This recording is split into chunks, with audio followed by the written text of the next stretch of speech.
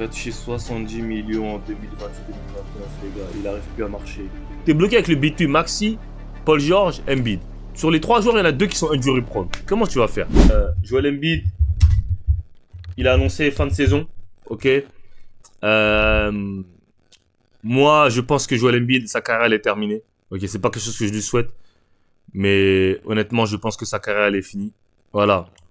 Tu vois, après avoir raté 39 matchs cette saison, après avoir joué 37 matchs cette saison, 39 matchs cette saison, 39 matchs à moitié sur une jambe, c'est fini, tu vois. Le contrat d'Embiid peut être considéré... Non, c'est pas l'un des pires contrats.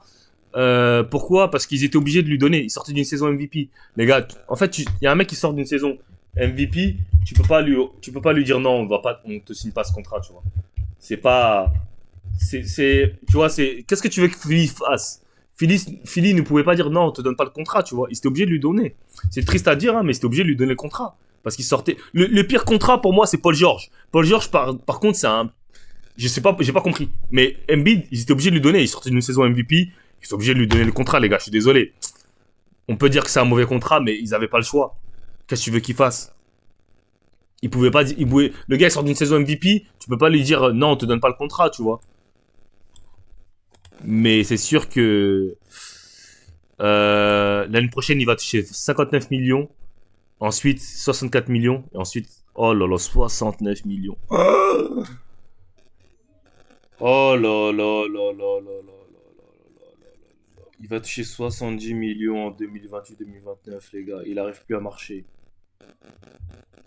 Oh là là là là. Bill, pour moi, c'est un plus mauvais contrat qu'Embiid. Pour moi, Bill, c'est un plus mauvais contrat qu'Embiid. By the end of the season, Joel will have been available for just 51% of the 76ers games since he was drafted in 2014. Shams is back with us now. Donc depuis qu'il s'est fait drafter, il aura apparu dans la moitié des matchs. 51%. C'est une dinguerie. Shams and Embiid has been ruled out for the rest of the regular season. How ultimately was this decision made? Malika, this all came to a head over the last couple of weeks, specifically when I'm told... Mais les Sixers, ils peuvent même pas tank parce que je crois qu'ils ont même pas leur draft pick. Hein. Je crois que leur draft pick de cette année, il est protégé top 6.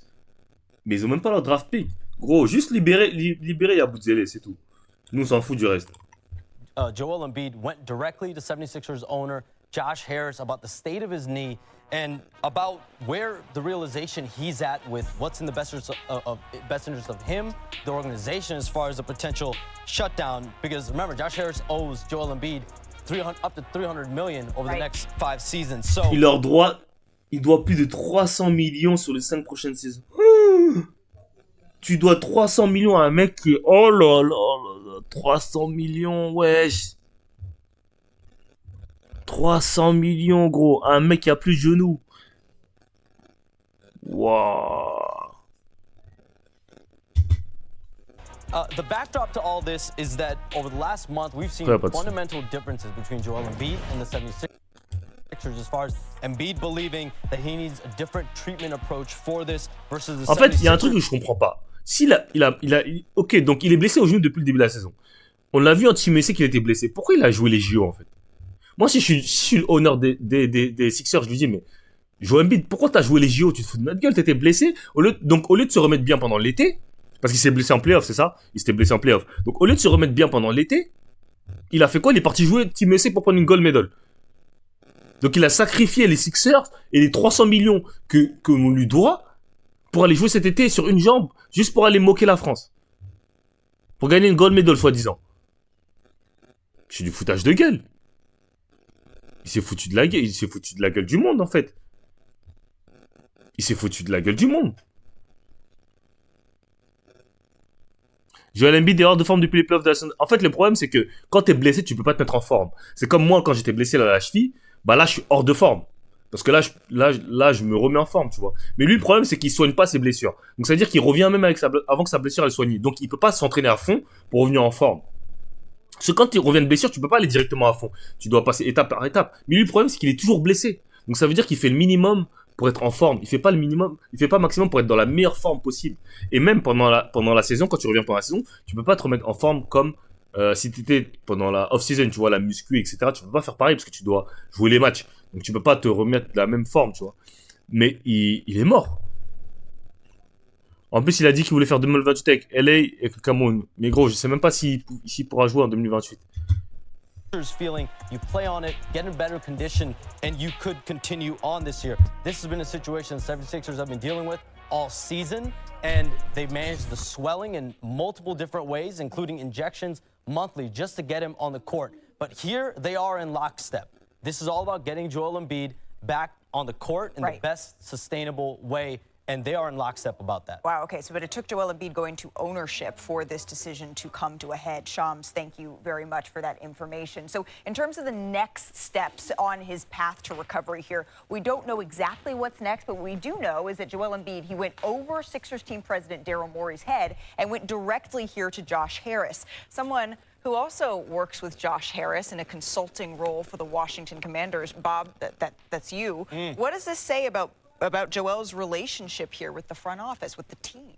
Well, not as much as you'd think, Malika. I mean, the ownership involvement in the NBA is much more than many people think. These teams are worth billions. En fait, le problème, c'est que, en fait, vous dites qu'ils auraient dû, les Sixers auraient dû mettre une clause. Mais en fait, faut comprendre en NBA.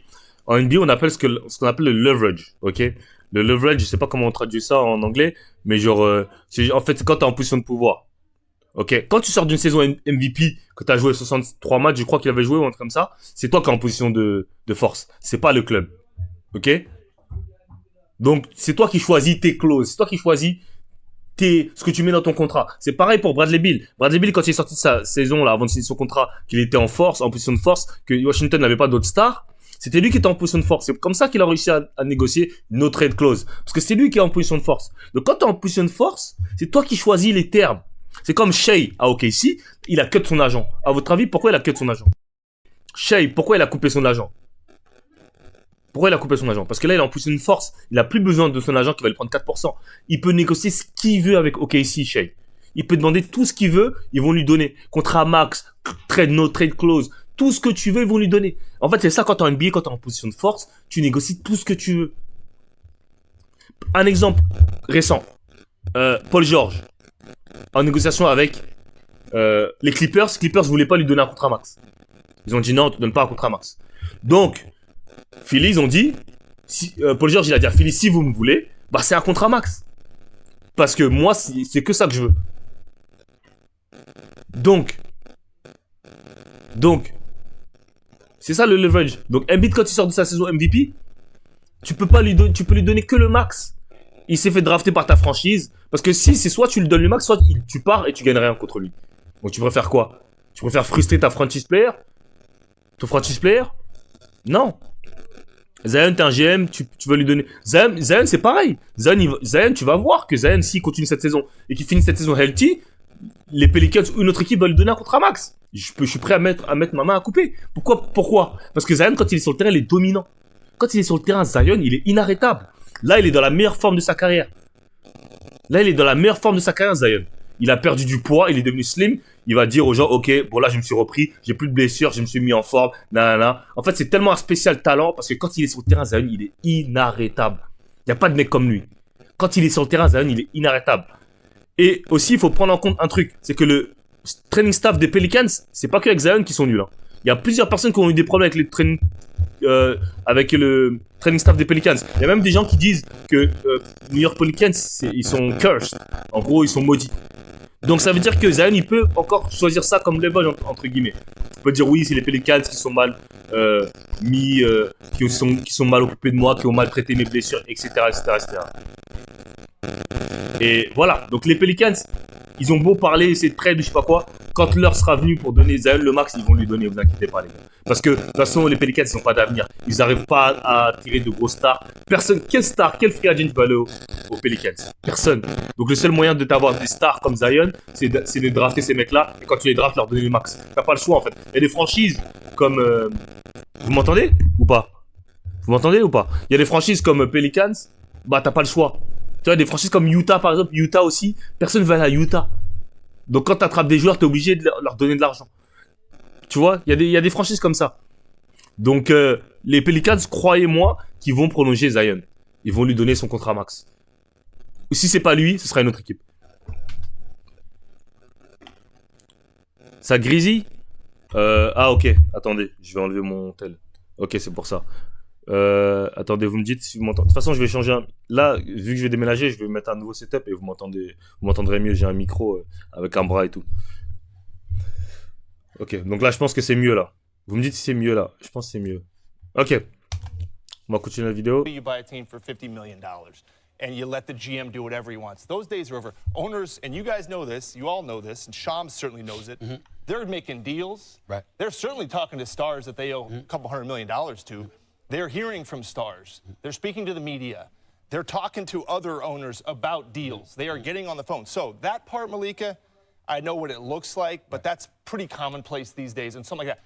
As far as what it means, I think the most important thing Shams said was they're in lockstep now. Well, they have to be in lockstep now because he's owed a lot of money, and they're both motivated to get this right. They're both motivated to say, okay, whatever happened, happened.